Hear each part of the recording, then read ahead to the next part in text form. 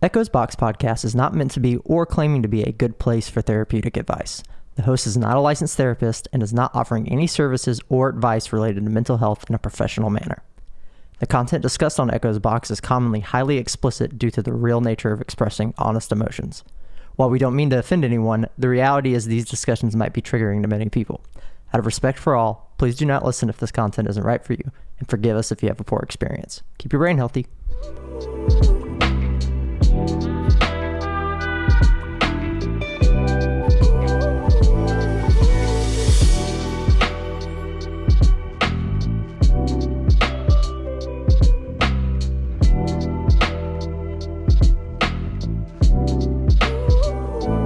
Hey everyone, welcome back to Echo's Box. This is episode 12. You were just listening to Lo-Fi Study by FASS Sounds. It's a royalty-free lo-fi track. It's pretty chill. I was having a hard time picking what music I wanted today, but I knew I wanted something chill, and I knew I wanted to avoid any music licensing issues. So that the artist came through. So I appreciate the royalty-free music that is out there. It's so much better these days. So yeah, if you enjoyed that, go check it out and vibe to it. Today's topic definitely needs some lo-fi chillness though, because we're going to be talking about loneliness. So loneliness is a topic I'm sure I've covered at least twice on the shows already. Probably in the depression episode, probably in the first episode, if I can recall correctly. But it really does deserve its own episode because it's a big feeling. It's a really big feeling, and it's an important feeling in what I experience. And so I just wanted to dedicate a good chunk of time to talk about my experience with it and share that with you all and kind of just go from there. Also, I'm trying to, put out episodes on a somewhat regular schedule. You guys know how I do already, but I'm back from vacation and I'm all healed up from any kind of weird sinus issues for the most part. So yeah, I wanted to just kind of put some stuff out there. I will have some more guests coming up here, hopefully really soon. I've got a couple of good people in mind that are close to me that I kind of want to start with as long as they're open to it. And we'll just kind of go from there and see what's up. But we do have some housekeeping items before we hop in here. The biggest thing is if you're not following us on TikTok already, please do. It's Echo's Box on TikTok or echoes.box on TikTok.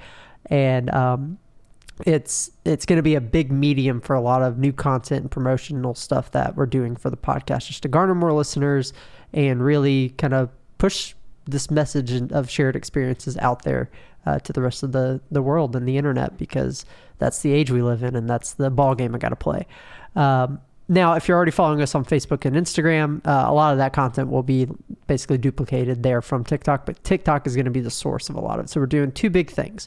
One, I've started a comic strip series, and it's called Esoterica, and I'm not an artist by any means, so it's a little crudely drawn wizard-themed comic, and it's based around one of two things. It'll either be based around what happens on the episodes here, like either telling a story of the overarching theme of an episode, or maybe talking about or reimagining a story that was told from the podcast. But it's also there for me to tell stories that I'm not telling on the podcast, because there may be things I never get to. They're just not relevant enough for the podcast, but maybe they are relevant enough for the message of the overall Echo's Box, I guess, mission, if you were to call it that. So those are going to mostly originate on Instagram as the comics first and then propagate elsewhere. But what we're doing on TikTok is we're taking a deeper dive. So I'm going to take those comic strips and kind of panel by panel do an analysis of what is actually going on and talk about why these different scenes and portrayals of these events are relevant, because they stand on their own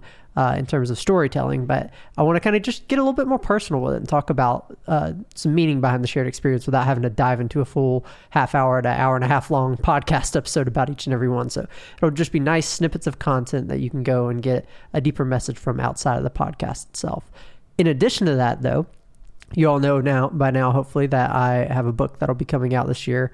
No official release dates, nothing. I cannot promise anything other than the book is done, and I'm waiting on some art, and I've got one more editing phase, but it is done, and I'm super excited for that. And one of the things I'm gonna be doing on TikTok while we're waiting, since I can't provide an official date for anything yet, is I'm gonna be going through each section of the book and basically laying it out. So by the time the book comes out, there will be a small little accompanying video series out there on TikTok and Instagram that will guide you through the book, basically. We won't go super in-depth to everything, but I want to talk about each section of the book, what the purpose of each thing is for, expound on different things, like if there's a crazy weird ritual in there, the full definition of things will all be defined well within the book with plenty of context and plenty of references. But just in layman's terms, why the hell did I put this in a book? Why does this matter for you? How does this help if you're trying to try this stuff? So building up to the launch of the book, all that kind of content will be on TikTok. And in addition to those two things, I'm going to be posting little podcast snippets. So if you're already listening to a podcast, you may not care too much about that. That's mostly just to promote the podcast. But all that will be out there. So please go follow us on TikTok if you're not already. And of course, follow our other social medias as well. On the note of, social media bullcrap and promotions, don't forget we have an email inbox. You can totally write into us about any kind of topics you want us to cover or talk about, any kind of guests you want to have on. And I'll honestly try my damnedest to get it all sorted. I don't mind putting in the effort if it's what people want. And I definitely want to hear more about what you want to hear. Remember, this podcast, it starts with me because it's my idea and I'm the host and all that kind of stuff, but it's not about me. I'm just one of the vessels kicking off this whole shared experiences thing. I want to bring in other people and other experiences. I do not know everything. Jesus Christ, I don't even think I want to know everything, but I have survived and been through a lot, so I know what I'm providing is at least one lens of context that can be beneficial, but it's not the only one. And my path is not the all right path because I'm still sorting crap out. And, as we dive into that day, I hope you can kind of see more of that in my transparency with how I feel in regards to loneliness. So let's kind of dive right in. So loneliness takes a lot of shapes and forms. And I believe I've talked about it a bit with depression before, how I get lonely in my own mind. Like I could be surrounded by people, but I'll disassociate and be lonely. But one of the things that I've realized over the last couple of years, working through therapy, going through the pandemic stuff, even after things began to get better and I began to have more friends and I began to go out and do things socially again, at the end of each and every day, what weighs on me the most is I come home to an empty home and it's just me, and I have to idle with my thoughts and figure out what to do and how to progress and how not to get lost in this empty, lonely feeling. And yeah, my dogs are here and I don't want to dismiss them by any means, but it's not the same. In fact, I think I expressed in therapy last week, I said, part of me is like, I'm cool being by myself. I'm stupid independent. I've got things figured out for the most part. And I don't want my house like filled with people all the time either. Like I want my space, but it'd be kind of nice to just come home one day, and whether it's a really good friend that maybe is a roommate or maybe it's a partner, it'd be nice to just walk through the door and see somebody else smiling and enjoying and sharing the same space that I'm in. It's just heartwarming to me. That's something I like and I value in life, and I've never like truly had it. Like I've had a roommate at one point, and he's still one of my best friends ever. I love him to death. But that's just not our dynamic. We were both kind of did our own things, and when it was time to hang out, we watched anime, played video games, and hacked shit, and it was great. I love living with him. It was great while it lasted, but times change. In my case, my relationship ended. My parents needed to sell the house I was renting from them, and I needed to just get the fuck out. It was just my time to start figuring all that stuff out. But even that experience wasn't quite the same. And I've never had, like, even when I had some of these partners in the past, we're not living together most of the time. Even my super long relationship, because we were high school sweethearts or whatever, we lived right down the road from each other, and we were both trying to just build our own selves up to be more independent. And I had made it that far, but she was still kind of catching up a little bit, and it just wasn't time yet. And there were a lot of obstacles that go into that. Some of my fault, some of hers, some of them are completely out of our hands. But it all just didn't work out. That's the main point. And it turned into the life I have now. And I don't even necessarily want a roommate. So I guess that leaves my only option logically to be like a partner or something. But I I don't know. Maybe if I had like a really close friend that I hung out with all the time anyway, maybe that would be okay. But I don't exactly know what's going to satisfy that longing. That I don't know whose smile is on that face when I imagine it in kind of my mind's eye, so to speak, when I think about what would make me feel better, feel a little less lonely at the end of the day. And it's like, well, to see somebody else smiling and enjoying my space when I come home. That's one thing. But I don't really have any other details for what that looks like or how to get there or anything like that. Because, I mean, I could date around all I want and try to build that. But if it's not genuine, then, I'm not going to just date around and start inviting people to stay at my house all the time and want to get to know them first. And it's painful. So what that ends up being is, even though I have one loose idea of something that could help, it's not something that's achievable right now. And even if it is achievable, it doesn't guarantee that I won't ever not feel lonely. Like, what happens when that person just isn't around for that week? Maybe they go on vacation. Maybe they've got work. And I still come home and I'm by myself and I have to idle with my thoughts for another 12 hours. What the hell do I do with that time? How do I not make myself more sad or more insane? And that's just kind of the state I live in right now. I come home and it's me. And every mirror I look in, every sound I hear, every time I analyze my own space, I just don't quite feel comfortable. There's two modes of thought here too. So I'm gonna take it down a spiritual lens first. So one of the things I do to occupy my time is I practice just a fuck ton of ceremonial magic. It's a lot of meditation. It's a lot of weird work all the time. And in fact, there's the most recent Esoterica comic strip at the end was like, one of the things you can start doing is, maybe not talk to angels for 12 hours a day. And then in response, the main character makes it like, all right, yeah, you're right. Let's reduce it to 8.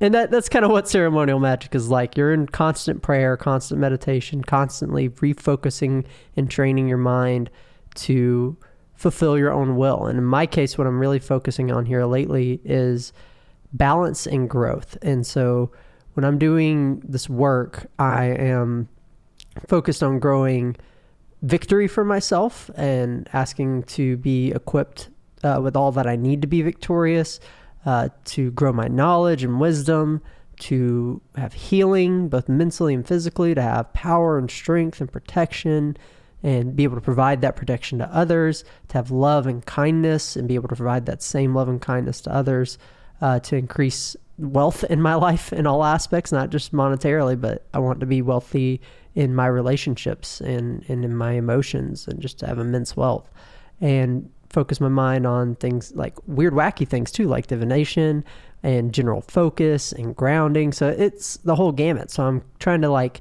really, really focus my mind in these meditative and prayer focused practices, and just be like, this is the person you're building for the moment, because this is what's going to help you get to that next state. Especially the victory, the wealth, and the healing. Those three components that I'm kind of focusing myself on help me accomplish my goals and grow into the person that I'm trying to be and heal from the pain that I'm dealing with.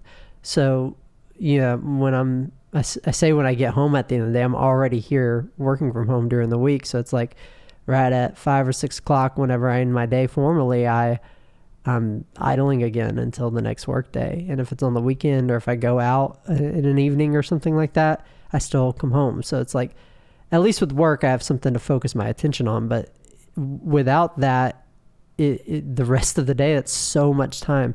People who sleep don't really have to deal with that, because they can get off of work. They only have to kill like 3 or 4 hours, and they can go to bed if they want to, or they can go to bed a little earlier if they want to.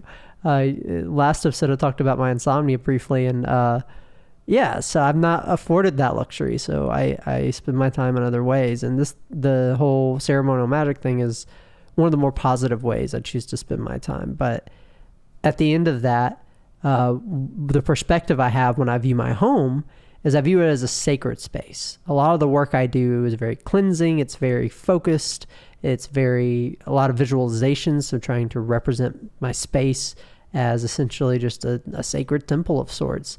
And the fact that I can just create that out of my own will, out of my own energy, and view and change my perspective on how I view my surroundings is powerful. Because now, instead of looking around at everything and feeling just exasperated at how alone it feels, I can take a brief moment and be like, man, look at all that positive energy that you just worked up within yourself. Look at how that changed your space. Because part of cleansing is also physically cleaning. So I make sure my home is clean and smells good and all that kind of stuff. So I can walk into rooms and just look at the light, look at the spaciousness, admire the smells, admire the sounds. And that does make living in my space so much better in a very significant way. But it doesn't quite take away the loneliness, because even though I'm able to admire all that hard work, that's a very brief admiration. It doesn't last.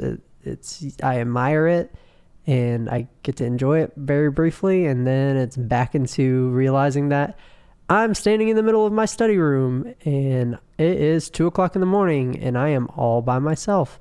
And I don't know what I'm going to do for the next 6 hours until I have to, go to work or whatever. It's a very brief moment of reprieve in those times. And when I don't do that, which is rare, I usually I do dailies. So whenever I do my dailies, as we call them, I usually get that kind of positive growth and feedback out of it. So it's usually never that I don't do it, but occasionally when I don't have a chance to do it, then it's even worse, because I don't have a chance to refocus my brain and truly admire my own home and enjoy my own home. Instead, it just jumps right into, oh my God, what am I going to do? And it's not rational. None of it's rational. And I think that's the most frustrating thing, because as I'm trying to explain all this, I can't seem to even call out what the problem is, right? What's wrong with being by yourself? Some people actually prefer it. And as somebody who operates very independently, sometimes I prefer it. So it's not that loneliness is like a bad thing by any means. It's just something that can be a dangerous default, I guess. And for me, when I don't want to be alone, when I don't want that independence and space, when the moments are there and the thoughts come up where I would like somebody to give a shit about me, I think is what it comes down to. But it's not always bad to be alone. It's actually good to be comfortable with your loneliness. And I just happen to not be comfortable with it at some times. And I wish I could be, but I think some of it's practical. I say it's not logical. Some of it is practical. One of the practical things is I am physically alone. If you had people around, well, you've at least annihilated one variable. It's not a physical response now. Now you can decide what emotional aspects are making you feel alone. And then from there, you can kind of dissect, okay, is it a logical emotional response to something, or is this just your brain kind of going haywire and not responding to this environment or the scenario how maybe you would prefer it to. So that's the kind of line that I'm having to draw for myself, is just realizing, hey man, you feel lonely? It's because you're physically fucking alone. Okay. All right. That's okay. It's okay to be alone right now and feel lonely, because that's exactly what's happening. And usually when I can, have that moment of realization, I'm just like, oh yeah, I am in this state, and it's just kind of what it is. And I'll be not alone physically forever. Like, I'll be able to go out and see some friends this week, or I'll be able to invite people over at some point. So it's like, I can temporarily resolve that side of things most of the time. What I can't resolve is the emotional weight. Not easily. I don't think it's an impossible thing to solve, but I also don't have the answers here. So here's what I'm kind of experiencing, right? The number one thing that I've noticed with myself is I will constantly be, I'm not even sure what the right word is. I guess I turn into a pile of mush. I get really emotional in a very sappy way, like a very sad, loving kind of way, whenever people in my life ask about me, because that doesn't really happen. People in my life will casually ask me things like, how did work go? Or you got plans this weekend or anything like that. But they won't actually ask me anything like, hey, how are you feeling? How's that thing that you're working on going? Maybe how's your book? How's your podcast? How's your achievements at work? Not just a general how's work going, or how are your relationships going? How are things with that girl you like? How are things with those friends that you were talking to? Nobody really does that for me. But recently, two of my friends, Abby and Joe, have been really paying a lot closer attention to me, and I haven't had that in my life in a very long time. And it was funny. I threw a party for Echo the other day, which I probably should have started with that. Everybody say happy birthday to Echo. He's the reason this podcast exists. His birthday was actually last month, but we threw a big party for him this weekend because I just simply didn't have time to last month. And, he didn't know the difference. He's a smart boy, but he ain't that smart. And I threw this party. We all went out to eat first, and then everybody came out for an after party, and I got stupid drunk, right? And this is a happy story overall, but in my mind, when I rethink it, I have a different perspective on it. So I drank too much and got to the point where I was sloppy, right? So I was home safe. It was at my house, so I didn't really care too much. And I don't get embarrassed at that kind of thing as long as I'm not like causing harm or problem. Like, I'm like, oh man, I threw up and I was acting weird, Yeah, because I'm drunk at a party. I'm allowed to be drunk at my own parties. I'm allowed to drink a little too much. I need to be careful and take care of myself. But if it happens once in a while, it happens. It's not anything to be ashamed of and embarrassed about. So I don't really have a problem with that. My problem is people have not been around me in my darker states. A lot of times the people that I party and hang out with, especially new people in my life, don't realize that I've used tools like drugs and alcohol before in dark moments to sedate pain, and have gone to really bad places with that. And fortunately, never formed any weird problems like we've talked about before. But at the same time, I have formed a state of mind where I don't really care about myself. And most of that's like the depression talking, because I don't mean it in like I don't matter. I just mean, part of that is the depression, but that's not what I'm talking about today. What I mean is that if I am not doing okay, I don't really care that I'm not doing okay, because I don't expect anybody to come to my rescue. So what'll happen a lot of times is I'm so used to nobody being there to ask if I'm okay, that the moment that somebody's like, hey man, you okay? Do you need anything? I'm like, yeah, man, I'm all good. Don't worry about it. And most of those friends will do nothing, which I expect nothing less. I told them that I was okay. That's not their fault. But a lot of these new friends seem to be more assertive with how they approach these situations, and not in ways that cross boundaries or anything. In fact, most of them don't even really know what some of my boundaries are, because I haven't told them, because they haven't crossed them at all. In fact, that's just kind of how I operate. Everybody can cross a boundary of mine at least once. How else am I supposed to know to communicate it to them? I'm not just going to bring up arbitrary trauma and boundaries to people. No, if you step on my toes once, I'm going to say, hey man, ow, that really hurt. Please don't do that again. But I'm not going to cut you off. I'm not going to blackball you or anything like that. I'm just going to communicate my boundary, and we're going to move on from there. You cross it again, now that's kind of on you, right? So that's how I operate. So these friends are a little bit more assertive with being like, hey, no, seriously, are you okay? I brought you water anyway. Do you want me to sit with you? Do you need anything?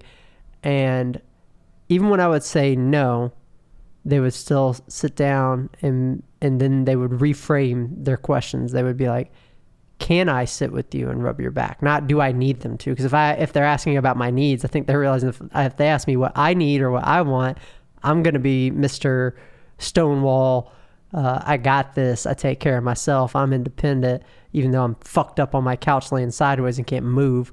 They are kind of learning to rephrase the questions a little bit on their own and be like, can I be with you? Can I rub your back? Can I talk to you? Not rather than asking me if I want them to. Because when they do that and they ask if they can, I want them to do what they want to do. It's so back-asswards. And so I want them to be able to provide that for me, because it seems like what they genuinely want. And so when they do, that's when I kind of feel a connection to those people. It's like, oh, you actually wanted to reach out and do this for me. And that's a very important highlight and story, because that is ultimately why I feel so lonely most of the times. It's because I don't feel like anybody cares for me the way I care for them. So this change in restructuring that I'm currently going through in my life is seeing a lot of that shift, where people are actively reaching out and trying to spend time with me and trying to ask about me and learn about me and grow with me. And it's a beautiful thing. And it's something I need more of, honestly. I think that is something that will help me feel so much less alone. It doesn't solve the physical loneliness. You know, it doesn't create that smiling, ethereal face that I would want to come home to, of whatever the hell that's supposed to be. But it does provide the sense that I am cared for and somebody actually has my back. I don't have to do this by myself every single time. And it's very hard. I have a friend of mine that I'm actually helping, and she is just like me. She's very averse to help. And so I'm paying close attention to how these people are breaking through to me and using the same techniques basically on her, and being like, hey, you know, I want to help you. You're not hurting me. You are not a burden. You do not do anything wrong. You're just in a really shitty situation and you need some help. So I know you're not going to ask for some help. So here's when I'm available to help you. Here's how I can help. Here's what I want to do for you. Here's what I want to see for you. And you owe me jack shit, man. I am here for you because you deserve it and you need it. And it's only because other people are slowly beginning to do that for me that I'm figuring that out to a higher degree. Because, you know, I'm already somebody who will go out of the way and help people anyway, but different people are different. Some people will take all the energy you want to give, and I'm used to that. Some people don't want shit from you. I'm used to that. Some people do want something from you, but don't know how to ask, or are too scared, or have some other blockage. And that's where a lot of variables come into play. So those are the situations I have to navigate to be able to execute the kind of love and care that I give on a consistent level. So I'm not quite receiving still the level of love and care that I feel I give out to the world and to others, but it's better than having nothing, because I'm used to nothing at all. It's very lonely and very painful. So I'm very appreciative to these new experiences and things that I've learned that have helped me to feel a little less alone. And obviously it doesn't help with everything. Like, I still have depression to deal with. And that comes with the disassociating, which I still do very often. Like, I'll be alone even when I'm surrounded by tons of people and all that kind of stuff that I've talked about before. And the bigger thing it doesn't help with are physical issues. So this is something that I both pride myself on, but I also step back sometimes and take a look in the mirror and be like, man, that was fucking scary. Like, the other week, I got up one morning and was coughing up blood. And I was like, okay, why is that happening? That's not good. And in those kind of moments, you have to decide, do I rush myself to the hospital? Do I call somebody? Okay, if I call somebody, who do I call? Am I okay? Is it too late for me to do anything? And I have to rush through all those. I have to really quickly assess myself and figure out, am I okay? Can I fucking handle this as an independent individual? Now, fortunately, in this case, it wasn't all that serious at all. I just simply smoked too much. Usually I never smoke that much, but my friend had some dabs, and it was time to hit some dabs. And I don't normally do that, and those are harsh as fuck on your throat. I actually don't like doing them, and I probably won't do them very often. But I had done that too frequently, and my little bitch baby throat couldn't handle it. But seriously, no, that kind of stuff really is harsh on your throat. You have to be careful. So simply chilling out on all smoking for the next couple days, it's perfectly fine. In fact, I only had coughed up blood that one day because it was the direct aftermath of not taking care of myself. But everything else is fine. And that's the kind of stuff I have to assess, because I have been through so much worse where I didn't take proper care of myself, and I got through it and survived. But had I had a little help, it wouldn't have ended up that way. I have to always think about when I throw up, or when I feel sick, or when I get sore, or get a scrape, or, you know, and I'm not talking about like little kid injuries. I get some pretty serious injuries from time to time, and I'm not accident prone or anything like that. I take generally good care of myself, but in moments of severity and criticality, those are the moments where I'm alone, and as helpful as my dogs are and as beautiful and smart as they are, neither of them can drive me to an emergency room. At best they can bring me a phone to call somebody if I can even get them to do that. They're not quite that well trained. So it's in those kind of moments. Those are moments that we all have. Those moments of critical severity where we have to make a decision. What's different about it for me in my own personal experience is that I have to make the decisions on my own almost 100% of the time. And what that reminds me of is how alone I am, how nobody really cared that I wasn't well. In fact, nobody's ever going to really find out unless they listen to the podcast or they happen to ask me about my health. But that's the thing. Nobody asks about me. And I don't really know what to call that feeling. Sometimes people want attention. Sometimes they want a spotlight. I think for me, it's not to do with any of that, because I like my space. I like to be alone from time to time.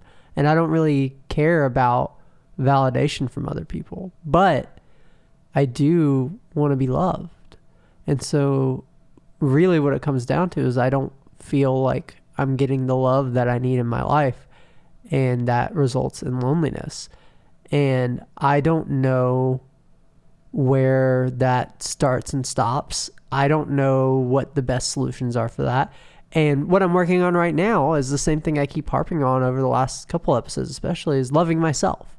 Because it would be beautifully amazing, still lonely, but beautifully amazing if I could at least fill myself up with so much love just for me, and so much appreciation and respect for me, that I didn't really need love from other people, that I didn't really feel like that was a source that could provide me any more benefit other than, the practicality of being physically alone, having social interactions. That, I believe, would be the only other thing that could get solved there. But it doesn't really matter where the love is coming from if I'm just not getting enough in general. So whether that's, the answer is me growing that even more, or whether that is growing my friendships and my social relationships and my romantic relationships, all of those could be valid paths, but none of them will happen overnight. So one last thing I kind of want to share in this regard, in talking about self-love and self-respect, is recently I did a couple of very powerful things. So I first got a tattoo for myself while I was on vacation, and I put this tattoo on my side. And the reason I placed it there was very intentional. The tattoo itself, it is the Ouroboros snake, and inside is the thelemic unicursal hexagram with another snake on. It's a really cool design. It's a very beautiful tattoo. Artist did an amazing job with it. But I put it on my side specifically as a permanent way to acknowledge my body dysmorphia, to say, hey, when you look at yourself from now on, when you look at your sides and your stomach, close to that area, so when you look at that, you need to acknowledge how beautiful your skin is and be comfortable with how your body looks, because frankly, I just don't show myself enough love in that aspect. And I know I don't look bad. I get compliments, not regularly, but often enough, especially here lately with all these new people really encouraging this battle that I have against my own view of myself. And I see all the hard work I put in through working out and eating right and all that kind of stuff and taking care of my body. There's no reason for me to loathe it that much. But it's not a logical thing. It's the dysmorphia. So that tattoo serves as a symbolic reminder, a very powerful symbolic reminder, not only of what the Ouroboros itself represents in terms of, this idea of breaking through the ego and kind of ascending into your true will and doing your thing.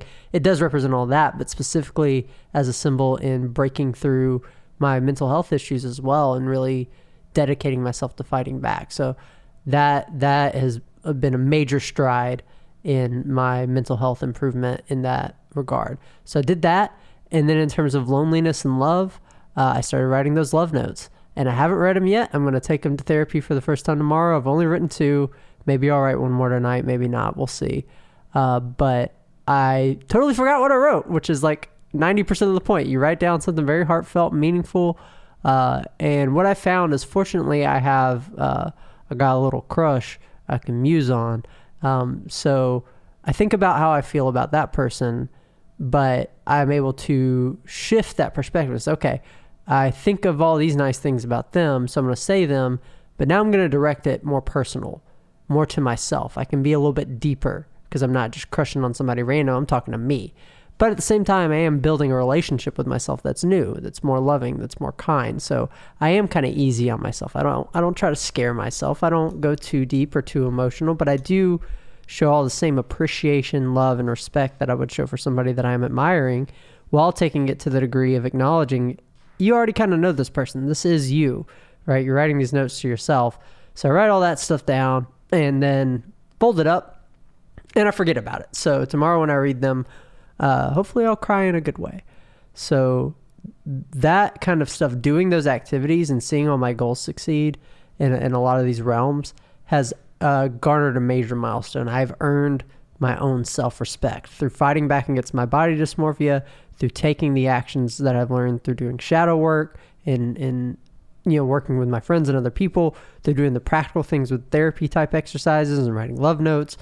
All that kind of stuff has brought me to a level where I still can't confidently say I love myself, but I sure as hell respect myself, because I am powerful. I am able to take this power that I'm creating and fight back against some of the hardest things that I ever have to overcome, because frankly, what I call out all the time is it's medical. It's an issue. It's a chemical imbalance in my own head. It's not logical. It doesn't have a clear-cut solution. It's not going to be easy.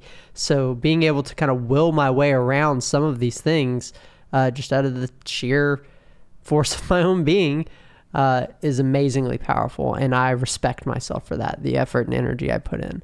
And I have earned that, and I'm confident saying that I respect myself and I deserve my own respect. So that's a huge stride. It doesn't solve the loneliness. It doesn't cure everything, but progress is progress. And that's why I'm sharing these experiences just with the world, because it doesn't help me to sit here and talk about it. And I'm not working on myself by sitting here and talking about it. But what it hopefully does is give you ideas of things to try, and see that there are other people struggling with similar things, which I hope you're not struggling with the same things I do. That I don't wish that on anybody. But if you are, I hope this helps to some extent. That's all I really wanted to talk about today. I'm sorry I don't have a cure for loneliness. That's not how this works. That's not how any of this works. But I do want to encourage the fight for loving ourselves. I do want to encourage the fight for respecting ourselves, because you deserve love and you deserve respect, and you do deserve it from other people, but you definitely deserve it from yourself. If you deserve it from other people, and everybody deserves love and respect from other people, if that's true, then you deserve it from yourself. But oftentimes what's funny is, we can rationalize our way around not deserving it from other people. Maybe we think we're a bad person. Maybe we objectively are a bad person. I'm not saying everybody's good, even though everybody deserves love and respect, but world's weird. But what I am saying is, even if you can rationalize an excuse for why you don't deserve it externally, even people who don't deserve it externally do still deserve to love and respect themselves, because a lot of times if they're not deserving of it externally, which, I don't know who everybody's harbinger of judgment and morals and crap is. So, that's all subjective anyway. But even if you feel that way, you still deserve to love yourself. In fact, that's probably the problem why you don't feel like you deserve it from other people, is you haven't started loving yourself first. So I'm here to tell you that you do deserve to love and respect yourself. And I'm also here to tell you that it's hard, and I don't currently love myself, but I just learned how to respect myself. So, it's not easy. It's not going to come overnight, but keep fighting, because you do deserve it. The fight is going to be successful because of the sheer fact that you deserve it. But it takes work. It takes a lot of hard work. Everything I talk about always takes work. And that's where people fail. They don't put in the work, and that's because the work is hard. And it's also because the work isn't clear cut. When I describe the work, not ever talking about this one size fits all shoe of a path, that just kind of like, you do these 10 steps and you succeed. It's like, no, the reason I'm doing a bunch of weird shit is because I don't know what actually gets the work done, but it is work I'm putting in.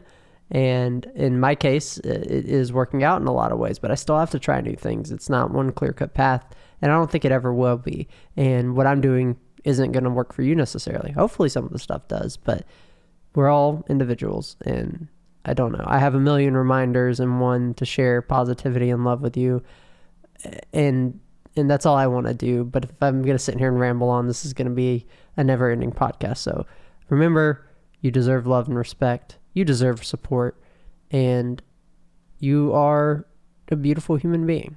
And I don't know you, and I can say that, and I'm pretty confident about it because everybody radiates light and energy, and we're not always the best of people all the time, but we can be. And just the simple fact that we can be, that potential exists, means that you are that. You just have to now choose how you respond to your environment and how you act.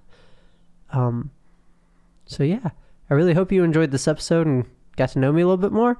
Please keep in mind all the social media stuff. Share this podcast episode if you enjoyed it. And here's just a quick goodbye and sign off from Echo. That was him. See y'all.